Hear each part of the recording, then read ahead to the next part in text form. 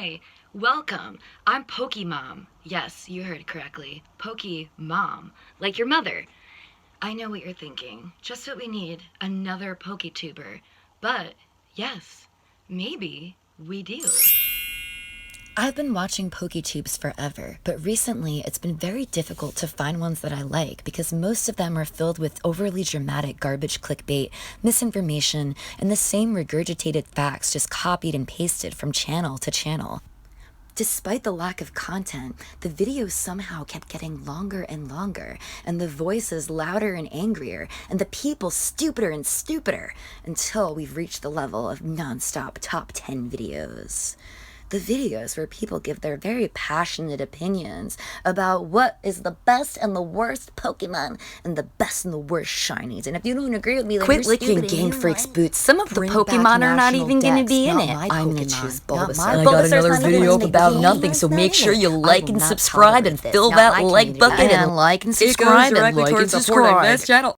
It was then when I eventually found myself watching a very long video, listening to two adult grown men argue passionately about what colors looked better on a trash bag. And that was when it dawned on me. That could be me. I could be a colorful trash bag too, if I believe in myself. And so I am gonna do it, as Pokemon, the mother and creator of this page.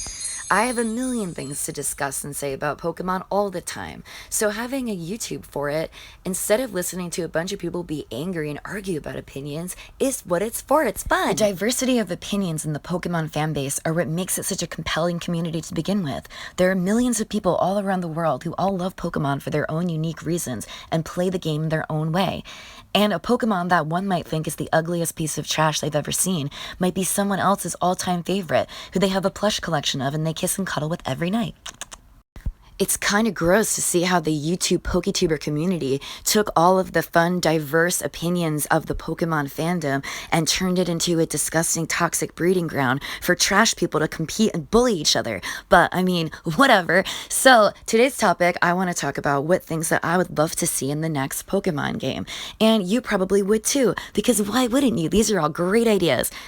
Woohoo! Yay! Without further ado, let's get ready to have Yes, I love a that ball! Yeah, have a ball, yeah, Pokemon, yeah. Secret bases. Secret bases were super fun, everyone knows. Everyone loves customizing their own space with their own personality and flair. It's like a little piece of Animal Crossing in a Pokemon game. In Sword and Shield, it's fun to visit other people's camps and cook with them and see their Pokemon, but with that technology, it would be awesome to be able to visit a more personalized space rather than just a generic camp background and tent. Making all that chili is hard work and time consuming, and the rewards you get for it kind of suck. It would be way cooler to get some fancy furniture for my base, fancy. rather than unlocking a janky ball with Leon's face on it that doesn't even really go anywhere when I throw Whoa, it. I can't wait to play fetch with this awesome disco ball I unlocked. That's kinda lame. What? That didn't go far at all, I know. That ball's a huge bummer. What? I know. One of the things that I really do appreciate about the game, though, is that even though you still can't ride your bike indoors, you can bully up on this bitch's house, set up a tent in her living room, and cook a giant pot of flaming Pokemon sausage, whether she wants it or not. Ooh, I don't even think we share any with her either. At least I never see her eating and having a good time with us. Apple cur- No, don't eat that! No! No, don't eat that! No! Customizable Pokeballs. Everyone's a sucker for customization. Instead of those whack camp balls, it would be cool to unlock or design a real Pokeball that looks dope in battle. There are a lot of aesthetic looking balls that would look really poppin' with a certain Pokemon. Like the Moon Ball would look really cool with a shiny Umbreon, or the Heal Ball would look super cute with a Sylveon. But those balls blow and can't be used to catch a lot of Pokemon, so you're stuck being a basic bumblebee bitch. Being able to design your own Pokeball with your own colors, symbols, or initials would be a nice simple touch to add a little pizzazz to your team.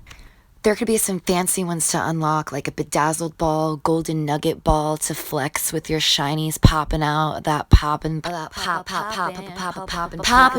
Pokeball. Yeah. However, this isn't all about just looking cool in battle. It's about who makes these balls for you. Ball guy! Ball guy! There are a lot of controversial opinions about Pokemon Sword and Shield, but the one thing we all can agree on is that we all love Ball Guy. Imagine if every time Hop's annoying ass interrupted you, it was Ball Guy. Imagine if there was a Ball Girl. No, the world isn't ready. One day, maybe it is. Speaking of looking cool in battle, let's talk about gym uniforms. Now, why do they let us buy all these cool gym uniforms, but we can't even wear them in the battle? I know I'm not the only one who tried to figure out how to change into them before I head out onto the stadium, only to realize that you're stuck with the same basic-ass default one, realizing that they're completely useless unless you want to wear a uniform as your everyday street clothes. But with all the other cool customizable looks, why the hell would anybody want to do that? I just know that there isn't a single person on Earth who saw that they couldn't use the gym uniforms in the gym battles and says, oh, you know what, I respect that decision, I'm cool with it, because why the fuck would they? It's bad enough I have to stare at this hideous biking uniform for hours with its vomity colors.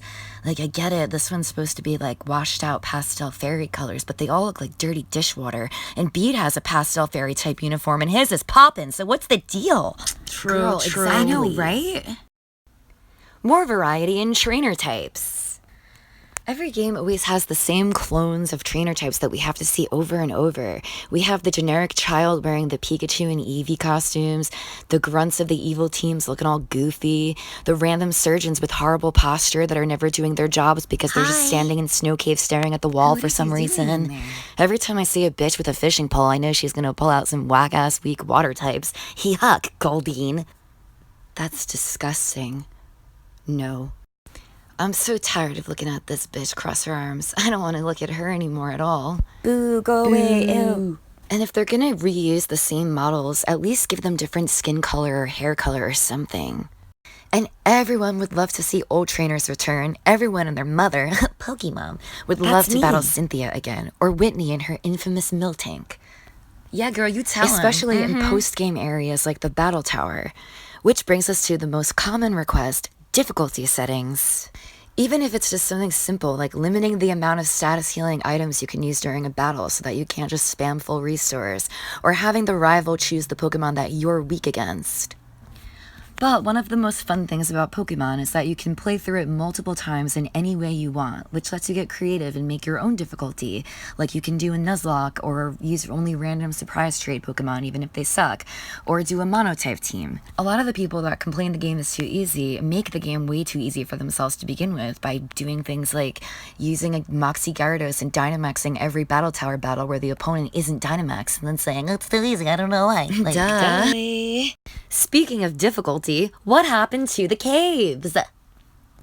There were so many gorgeous areas of the game where I would love to have gotten lost in exploring.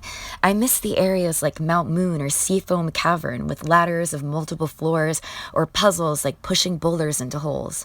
I like to feel a little smart when I find all the items, or the legendary, or make it through the cave alive. Kind of like a mini Zelda dungeon. Areas like Glimwood Tangle, the Galar Mines, and Bologna are such a waste of beautiful atmosphere, and I hardly even remember being in them because they were just straight paths that took me like 5 minutes to walk through. They also have beautiful music that I didn't really get to appreciate because I spent such little time in there. They even give you an escape rope as a key item that you can use unlimited times, but there's not a single spot in the game where you would use it, because where are you gonna get lost, you dummy? Oh, well, I actually got lost looking for the dressing room where I could change into my gym uniform for the gym challenge. Oh, wait, I couldn't find it because you can't... Oh, there is none. Haha, you idiot, you can't change it. You're stupid. You're stupid. Listen to that music, though. Wow. I don't remember it, though, because this whopping town only had 2 houses, so why would I spend more than 30 seconds in here?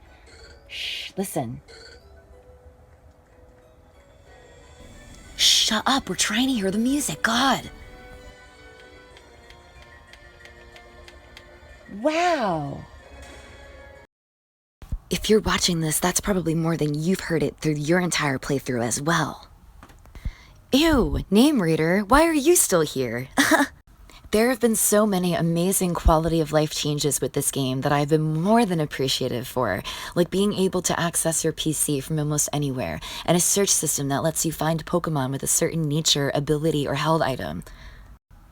I'm grateful that there is a name rater / move reminder that is easily accessible in every Pokemon Center, but it would just be so much simpler if we had an option to change the nickname right from the PC instead of having to talk to anybody else about it. Yeah, I'm talking to you, other clone that I'm sick of.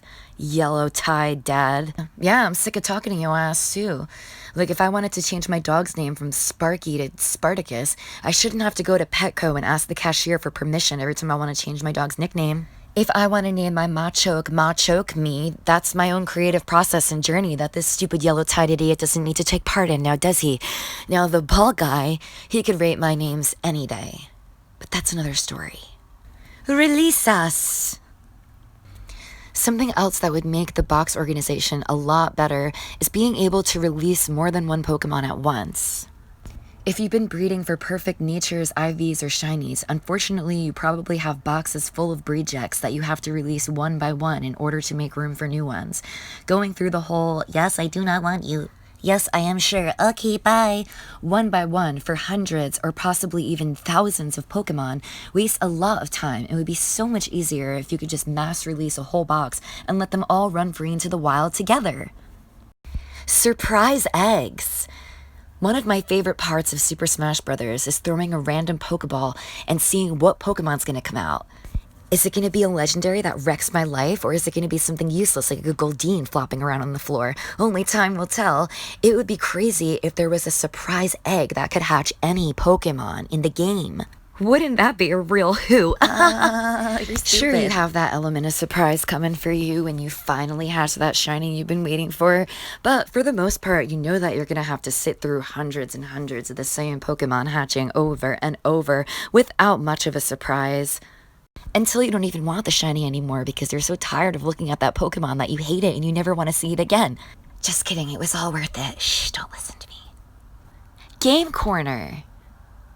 Yeah, I know, something blah blah children gambling, but it doesn't have to be the typical casino gambling type game like slot machines or roulette.